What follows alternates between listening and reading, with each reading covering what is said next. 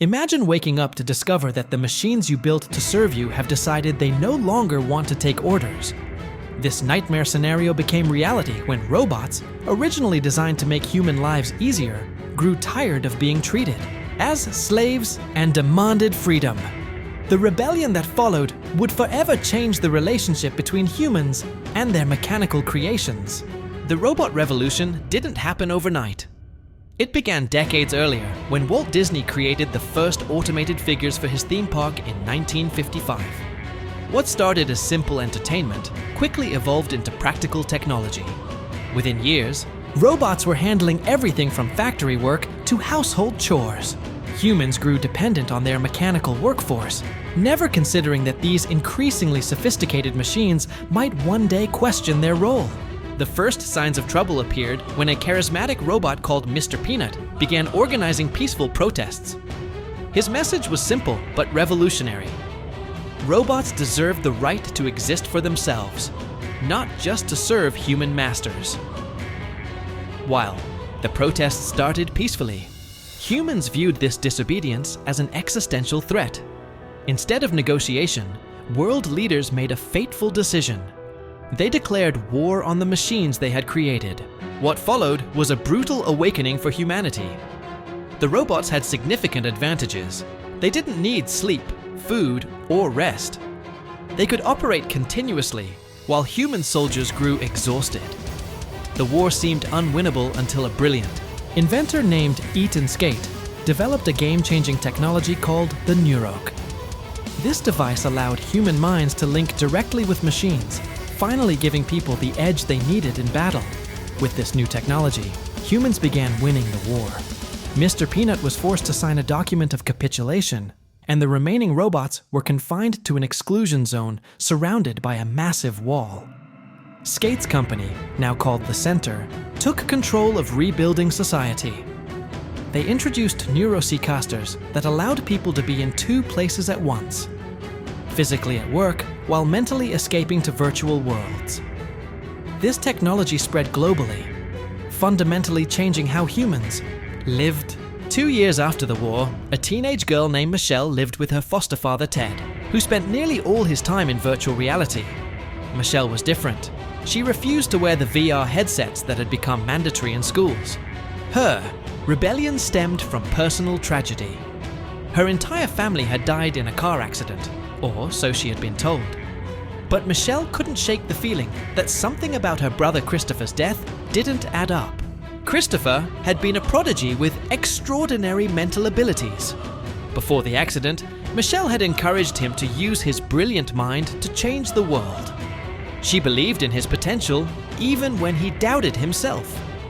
Their special bond included a shared love for a cartoon character named Cosmo, a symbol of their connection. Michelle's suspicions about her brother's fate were confirmed when a cartoonish robot named Cosmo appeared in her backyard one night. Though initially terrified, she discovered the robot could only speak in cartoon phrases after she fixed its voice module. The robot made an astonishing claim. It contained the consciousness of her brother Christopher. When it displayed the secret symbol only she and Christopher knew, Michelle began to believe. When Ted tried to report them to authorities, Michelle and Cosmo fled, beginning a dangerous journey to discover the truth.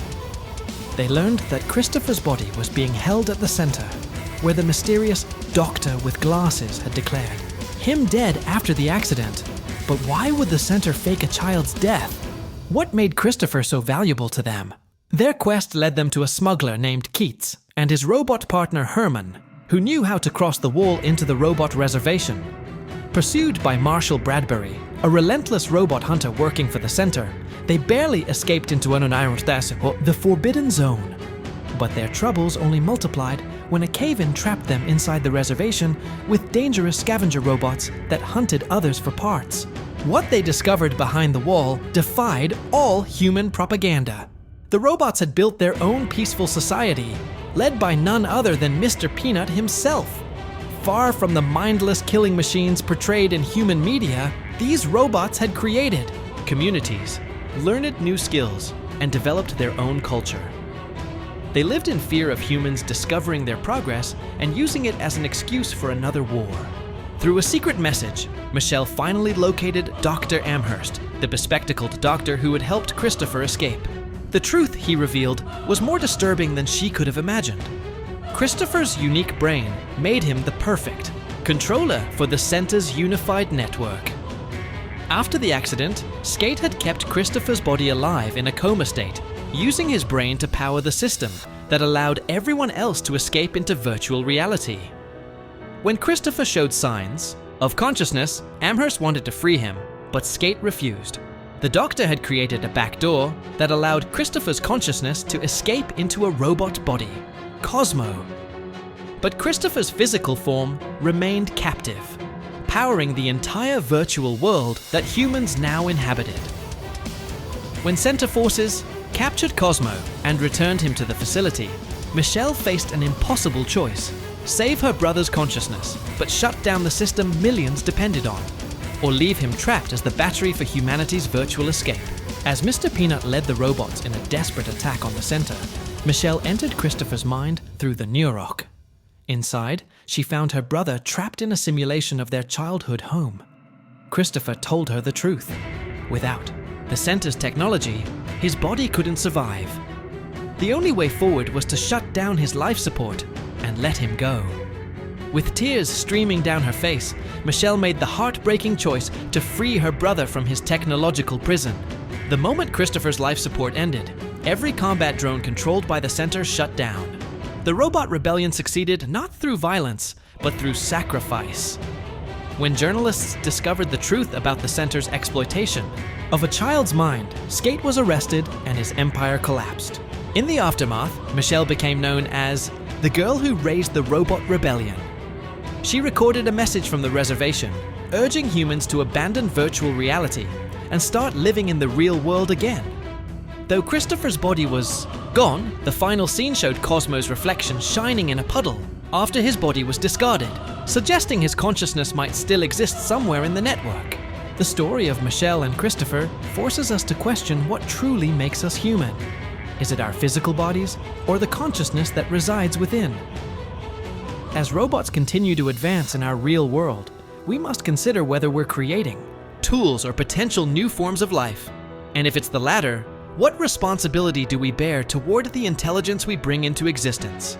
The line between human and machine continues to blur, but one truth remains constant.